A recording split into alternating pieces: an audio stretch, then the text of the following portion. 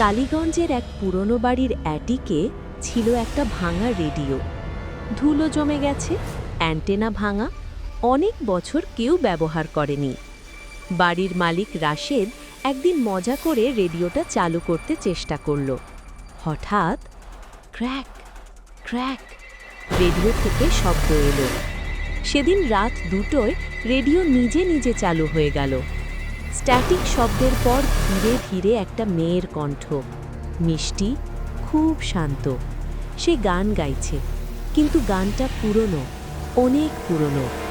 রাশেদ বুঝতে পারল এই গান সে আগে কোথাও শোনেনি। ভয়ঙ্কর কথা।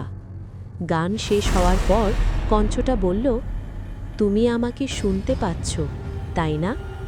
রাশেদ ভয় পেয়ে রেডিও বন্ধ করার চেষ্টা করল, কিন্তু ভলিউম নিজে নিজে বাড়তে লাগল।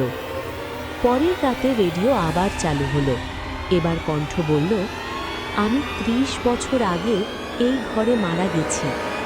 রাশেদ কাঁপতে কাঁপতে জিজ্ঞেস করল, তুমি কে? কণ্ঠ বলল, আমি ছিলাম এই বাড়ির মেয়ে, আমাকে এই রেডিওর ভেতর আটকে রাখা হয়েছে।